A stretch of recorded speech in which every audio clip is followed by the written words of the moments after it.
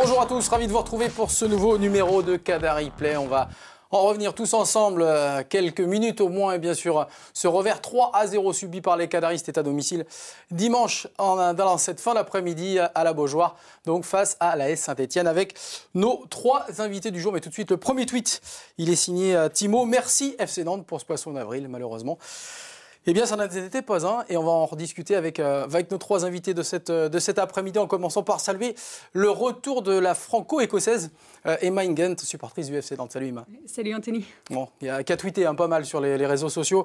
On en reparlera tout à l'heure avec également le journaliste de Ouest France, Martin Choiselat. Salut Martin. Salut.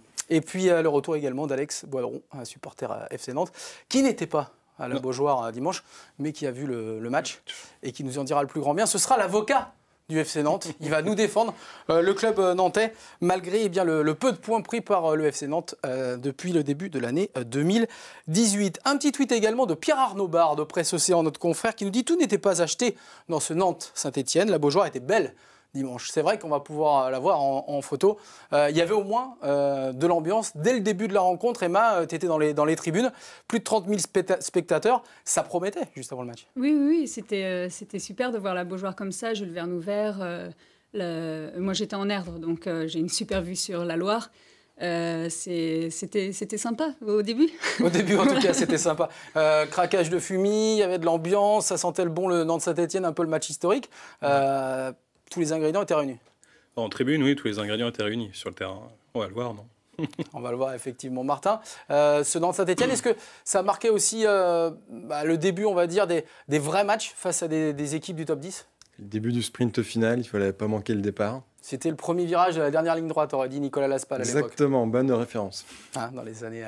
Dans les années effectivement 2000. Alors, on va vous demander d'abord ce que vous avez pensé, un petit tour de table de ce match. 3-0, on va dire, c'est pas cher payé ou c'est mérité finalement le score pour les Stéphanois?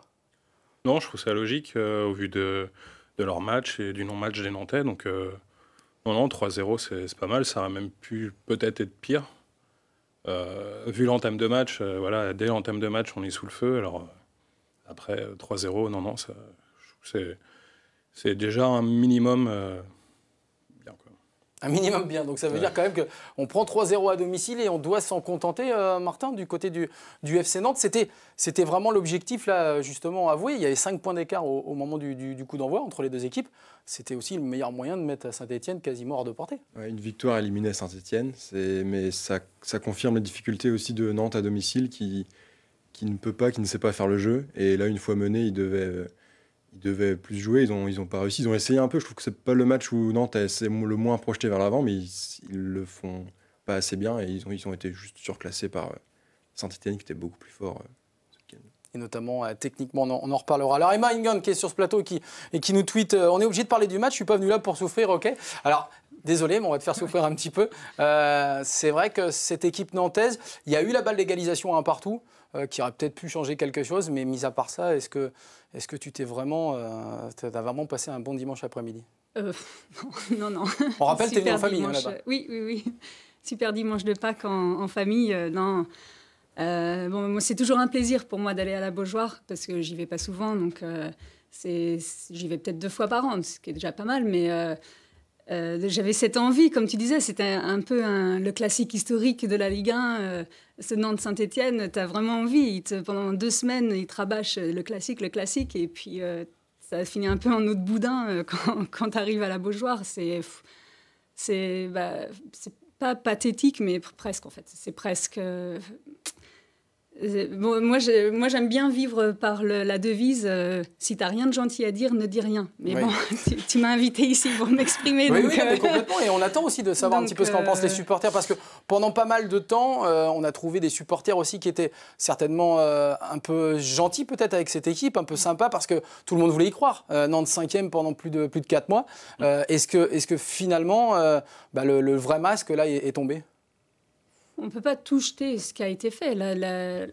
Évidemment, contre Saint-Etienne, on n'a pas été robuste défensivement, mais c'est quand même ce qu'on a fait pendant tout le début de la saison. On était solide défensivement, donc on ne peut pas tout jeter non plus depuis le début de la saison. Mais c'est vrai qu'on est un petit peu en dessous depuis 2018, depuis le retour des fêtes. c'est complètement...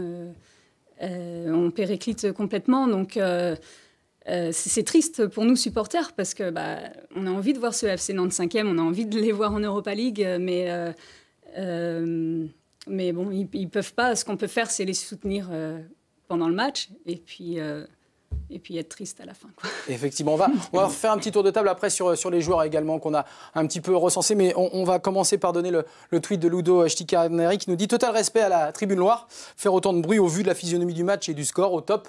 Les gars, effectivement, on peut les voir en photo, hein, les supporters nantais. » Ou encore Juan Marco Furlan qui nous dit « Dubois a réussi à faire passer Monet Paquet pour un bon joueur, c'est dire son niveau défensif. » Ça, on va revenir évidemment sur ce qui s'est dit au niveau des joueurs, en commençant par le gardien de but. Quand on prend 3-0, est-ce que Tata Roussanou a fait son match, Martin ?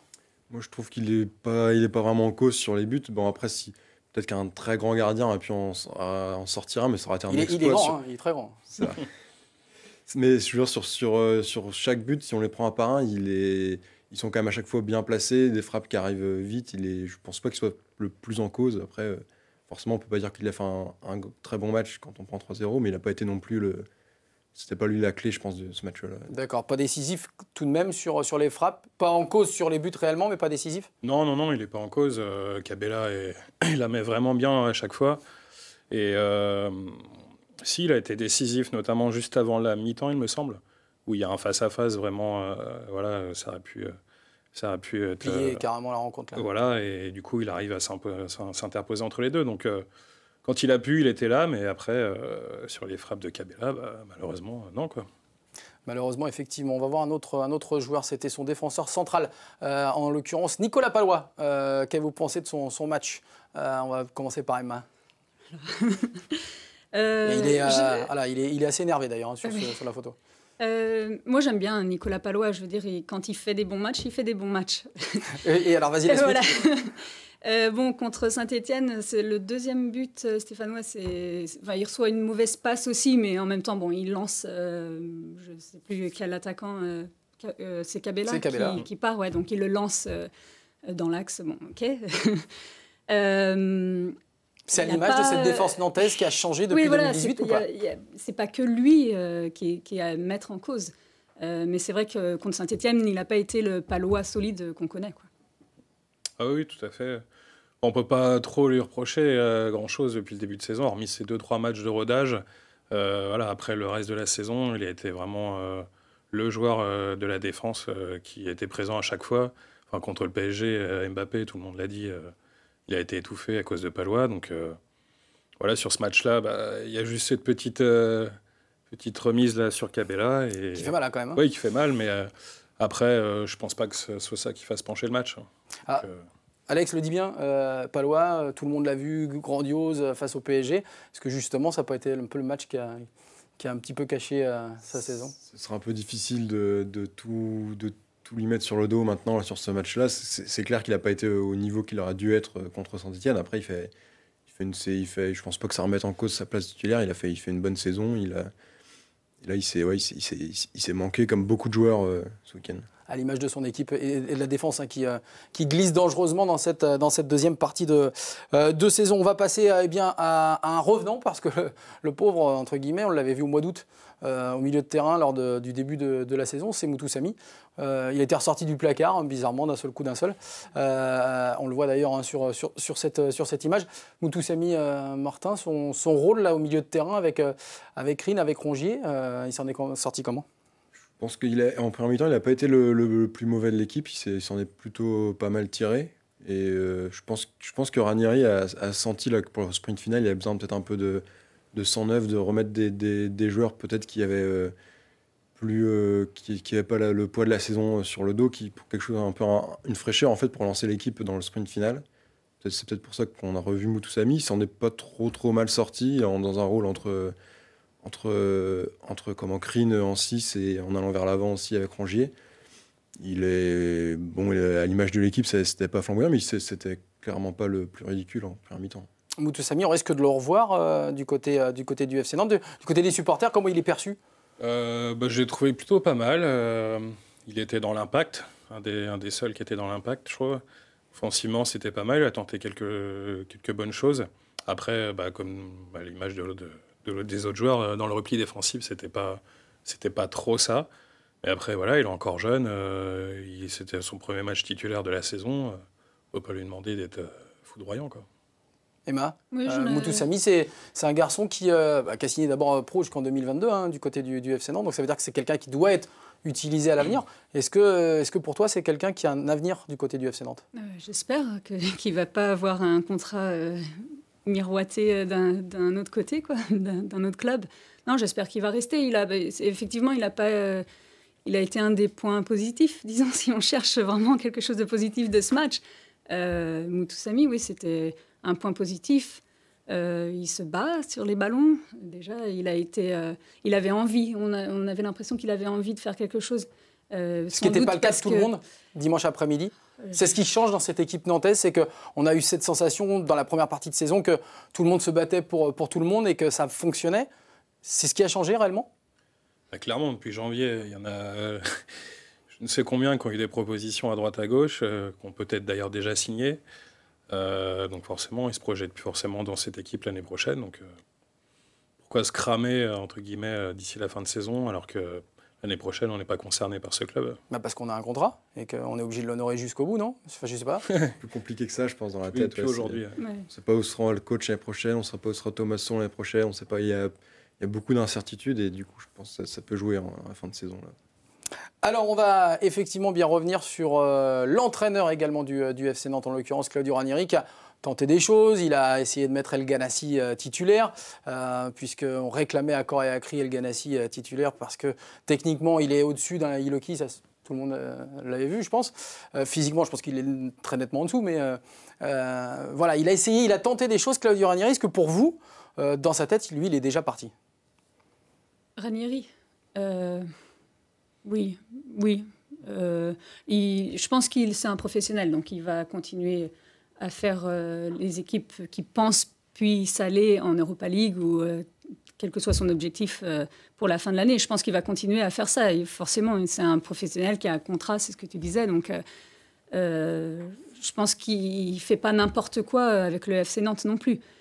Mais s'il n'est pas européen à la fin de l'année, ça ne sera plus son problème. Ça ne sera plus son problème, effectivement. 44 FSR qui nous dit Nantes est descendu à la 8e place au classement, mais ils ne sont qu'à un point de la 5e place. Rien n'est donc fini. Et on va effectivement en reparler tous ensemble, puisqu'on va se demander finalement les ambitions nantaises dans cette fin de saison. Est-ce qu'elles ont vraiment pris un coup après ce revers 3-0 face à Saint-Etienne? Est-ce qu'il faut toujours croire, on ne va pas dire en un miracle, puisqu'il n'y a qu'un point d'écart, mais en un retournement de situation, Martin?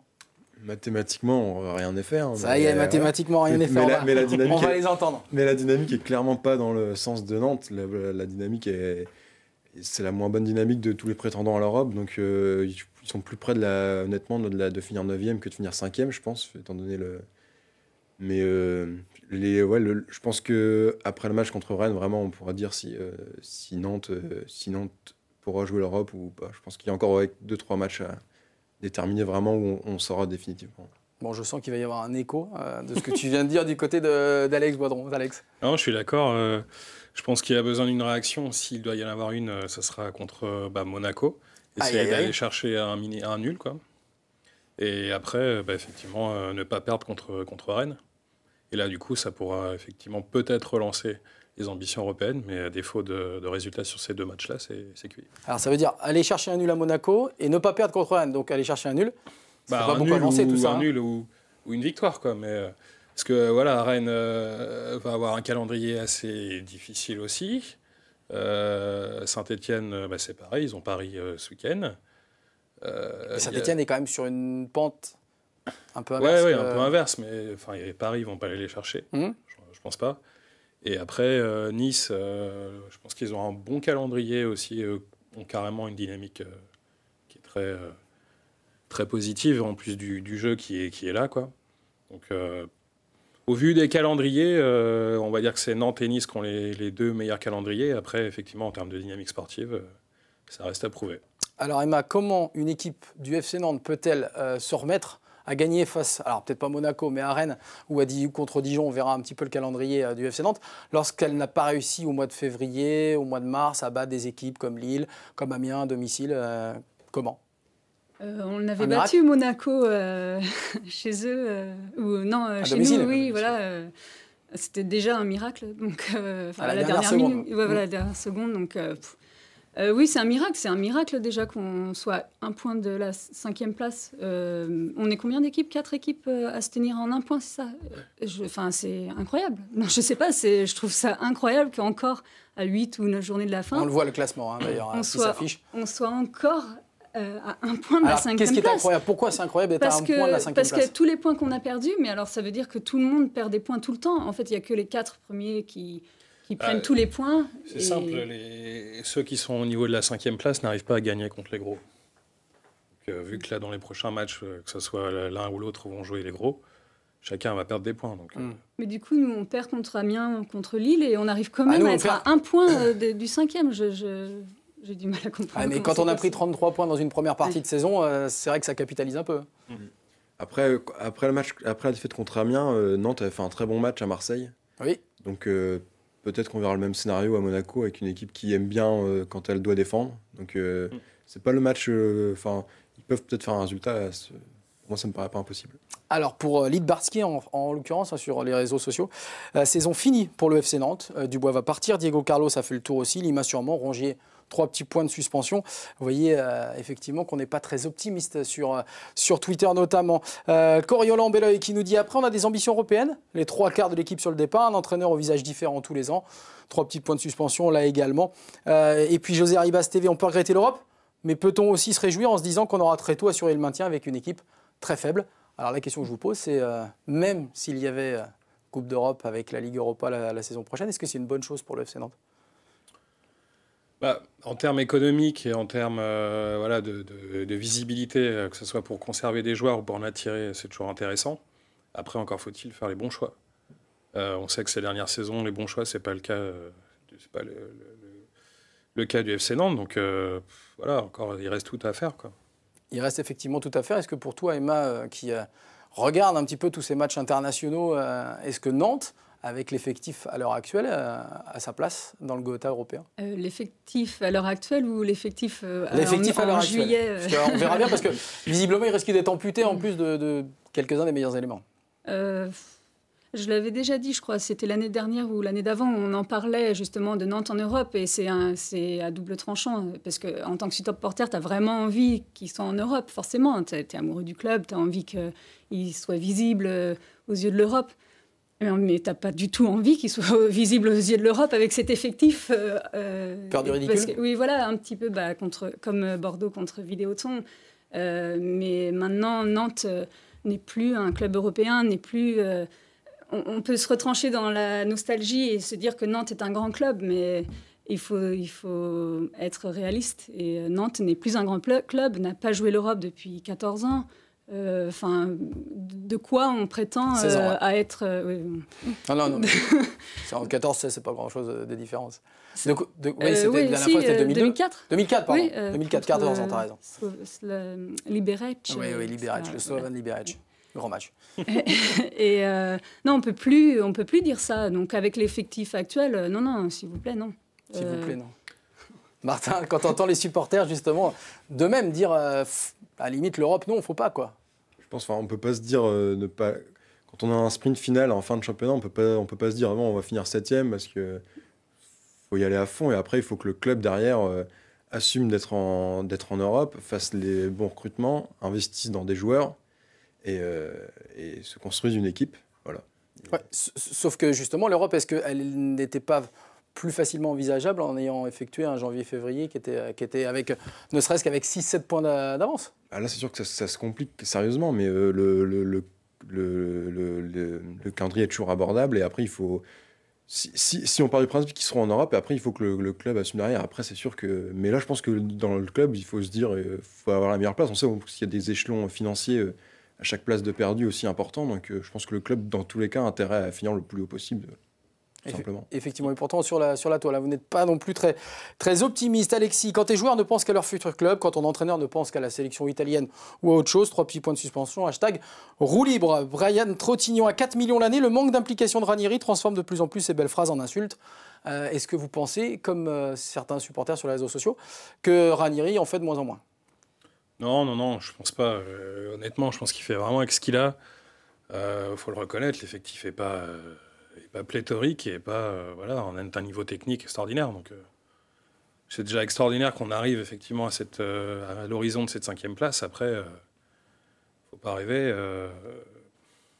L'année dernière, c'est vrai qu'on avait vu de belles choses avec Conceição. Faut pas oublier qu'il y a quand même un joueur comme Gilet au milieu qui gardait le ballon et permettait au bloc de remonter et qui n'est plus là. Et on peut plus faire ce genre de jeu aujourd'hui. Et il y a des joueurs qui, l'année dernière, l'image d'Iloki était un peu meilleure. Et cette année, sont carrément transparents, quoi. Ce qui pose problème?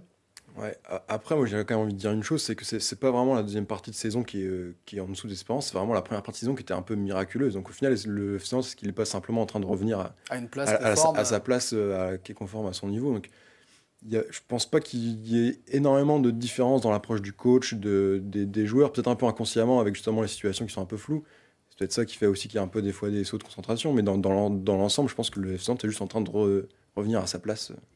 Effectivement, parce que c'est vrai qu'on en parlait, cette première partie de saison avec 33 points, personne non plus n'y songeait, je pense, du côté même des supporters, avec l'effectif qui avait été donné. Retour vers la 8e, 9e place qui finalement correspond peut-être plus davantage au profil nantais. Il y a également Debi qui nous dit, je crois que Ranieri va enlever son masque et on va découvrir que c'était René Girard l'entraîneur. Peut-être pas non plus exagéré, parce qu'on a connu quand même quelques matchs aussi assez sympathiques du côté de René Girard. Et puis il y a Mathieu Bidoche qui nous dit, quand je pense qu'avec 25 points de plus, on serait 2e. C'est vrai, puisque le président Kita, qui avait sorti ça juste avant le match, il a toujours le don, le président Kita, de faire des bonnes petites phrases comme ça avant les gros matchs. La mauvaise com. C'est toujours très, très intéressant. Et puis, c'est Christo Sevic qui nous dit, l'avantage, c'est qu'avec le nouveau stade, puisqu'on parle évidemment du Yellow Park de plus en plus, on perdra toujours les gros matchs, mais au moins on sera à l'abri de la pluie, avec le fameux toit qui devrait voir le jour, si ça voit le jour, évidemment, du côté du FC Nantes. On va terminer par un petit tour de table, parce que c'est vrai que on parlait du déplacement à Monaco, déjà. Alors, il est plutôt optimiste, Alex, sur ce déplacement-là. Toi, tu vois bien contre les gros, justement, oui, une réaction. Je me dis que voilà, contre Marseille, c'était -1 pour une victoire. Monaco les a battus à l'aller, bon, certes à l'arrache, mais voilà. Contre le PSG, le match retour a été... Voilà. Les joueurs ont, comme par hasard, contre les gros, envie de faire des bonnes performances, donc pourquoi pas, surtout que là c'est obligatoire, donc pourquoi pas faire quelque chose à Monaco. Nul? Nul, ouais. Allez, nul. Emma, qui ne sera pas du côté de Monaco. Hein. Non. Plutôt au soleil aussi, mais voilà. Dans les îles. Oui, une réaction, mais pas plus qu'un nul. Non, c'est... Mais un nul, tu vois bien aussi un nul? Non. Non, même pas. Je suis désolée, mais non. Voilà. Tu pourrais quand même faire semblant, je sais pas, faire... Non, je les vois réagir contre Dijon, allez, et puis Rennes, mais pas contre Monaco. Pas contre Monaco. Monaco a suffisamment de points, j'imagine, pour finir 2e, mais non, ils vont pas lâcher ça. Surtout après le match aller, je pense qu'ils vont pas vraiment vouloir. Ils vont vouloir montrer que c'était vraiment une erreur de. Je ne sais pas ce qui s'est passé là-bas, mais en tout cas, c'était une erreur. Voilà. En tout cas, c'était une erreur. Monaco aura un match de plus dans les pattes, hein, puisqu'ils vont jouer demain soir du côté de Rennes, même si ça risque peut-être d'être plus facile pour eux, un déplacement à Rennes qu'une réception de Nantes. Ça va être un gros match à Rennes. Il va falloir s'en sortir, mais ça peut les fatiguer et aider Nantes à décrocher. Moi, je vois bien un nul, un bon 0-0 à Monaco. Est-ce que tout le monde croit que le 21 avril ou le 22, puisque ce n'est pas encore décidé au niveau de la programmation, c'est pas décidé, hein? Non. Bon. Est-ce que vous estimez que ce Nantes-Rennes peut être encore décisif? Oui, pour l'attribution de la 5e ou 6e place? Oui, c'est difficile à dire, il y a 2 matchs d'ici là, mais oui, je pense que ça va être... Ça fait longtemps qu'on n'a pas eu un derby avec autant d'enjeux. Ça va être sympa, je pense. Bon, on y croit? Oui, parce que je pense que Rennes d'ici là va pas forcément prendre beaucoup de points. Il faut qu'il fasse un résultat contre Monaco, contre Nice. Il y croit encore. On sait jamais. Il est toujours là. Allez, on va remercier évidemment les venues des supporters du FC Nantes que sont Emma Ingant et puis Alex Boidron. On va regarder ensemble justement le programme avant de se quitter du FC Nantes. On parlait du déplacement à Monaco, de la réception de Dijon le 14 avril prochain. Et puis les matchs Nantes-Rennes et Lyon-Nantes n'ont pas été encore fixés, mais on voit bien quand même que le calendrier, parce qu'on parlait de calendrier pour les différentes équipes, et bien le calendrier du FC Nantes n'est pas très simple. On va remercier remercier Martin Choiselat d'Ouest France également de sa venue. Et puis on va se retrouver mardi prochain. On vous tiendra au courant avec certainement, puisque vous le saviez, on devait réaliser une émission spéciale jeune du FC Nantes, c'était la semaine passée. Eh bien, on va essayer de la repousser à mardi prochain, mais on vous tient informé, bien évidemment, de tout cela sur les réseaux sociaux. N'oubliez pas, #CanaryPlay, #FC Nantes, et puis on se retrouve mardi pour une nouvelle émission de Canary Play. Bonne semaine à toutes et à tous. Bye bye.